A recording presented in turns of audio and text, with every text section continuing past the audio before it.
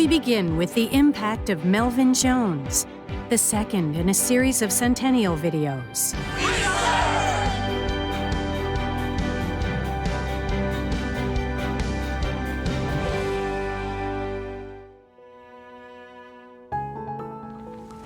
We, as Lions, are intensely proud of the dreamers, the doers, who conceived the idea of this organization and then proceeded to devote his entire life to the execution of the idea. For more than 40 years, Melvin Jones provided the leadership, organizational skills, tenacity, and muscle to lay the foundation for Lions Clubs International.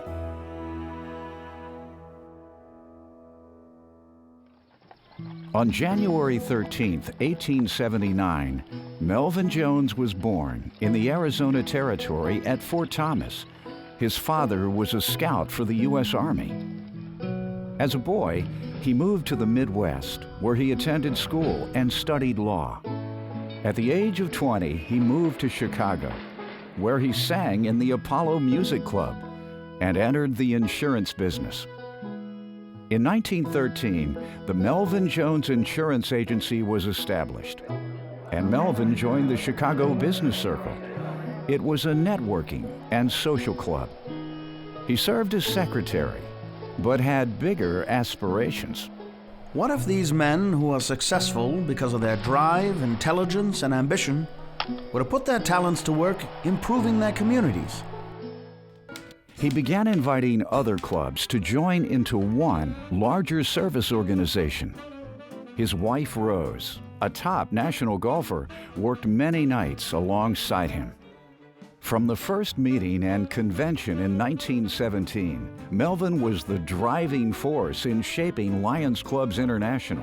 Well, we took the name Lion because it stood for courage, strength, activity, and fidelity. That was to be the platform on which Lionism was to be founded. Melvin launched the Lions magazine in 1918. He was its first editor.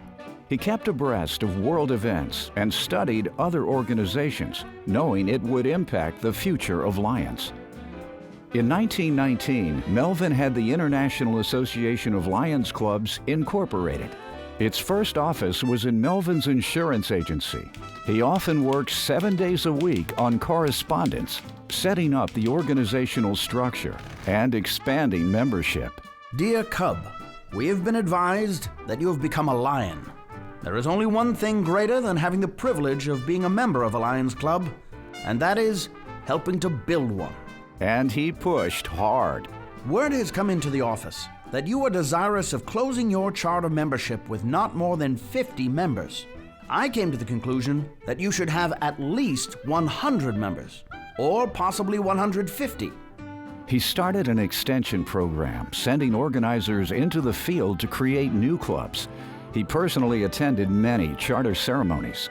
Nothing escaped his attention. In 1923, he outlined the charter ceremony.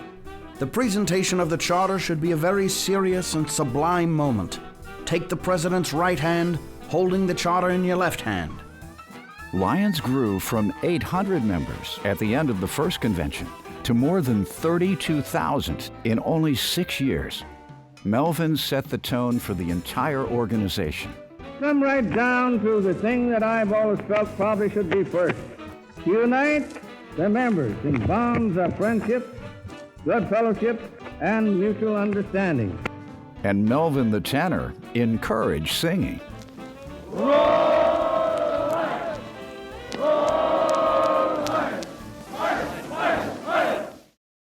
But the Great Depression quieted Lions' roar. Many of the 75,000 Lions were unable to pay their dues, yet Melvin persisted, encouraging Lions leaders to hold their clubs together and to look for new members. His plan to grow internationally gained momentum in the 1930s as clubs formed across Latin America. In 1939, the Cuban government presented Melvin with the National Merit Award, the highest award given to civilians.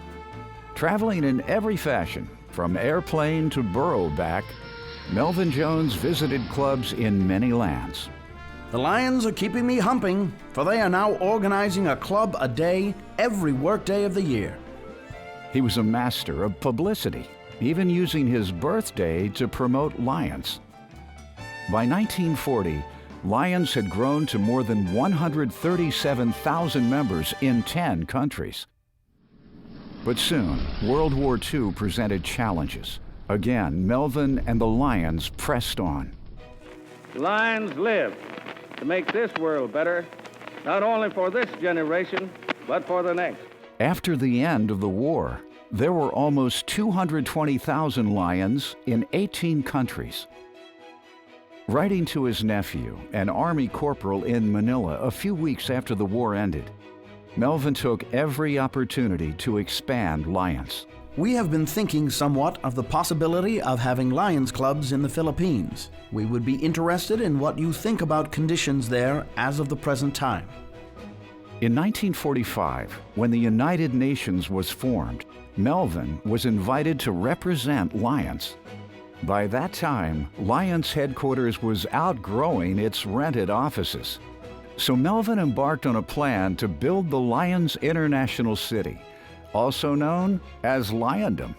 With the approval of the board, he purchased 200 acres of land 30 miles south of Chicago for a headquarters building, homes for employees, a library, schools, hotel, post office, and even a cemetery. In the early 50s, after years of lackluster financial backing and wavering support, the board terminated the project. Authority within the staff was redistributed, and Jones now shared power on an administrative committee. In 1954, Rose, Melvin's wife of 45 years, died. Melvin continued to focus on the association. Over the years, he was involved in every aspect of the International Convention. He believed it was an opportunity to stimulate growth and enthusiasm. It was a great honor for me to ride on Melvin Jones' float. He insisted on a thrilling and inspiring international night show and key member recognition, events still part of convention today. Melvin never missed an international convention. In 1956, he arrived with his new wife, Lillian. Among the first of you to arrive was Secretary General Melvin Jones and his bride of one day. That year, Melvin reflected on his life with Lions. I have traveled many miles to bring Lions International to life. It was estimated that it might run to a figure of more than 200,000 miles per year for more than 30 years.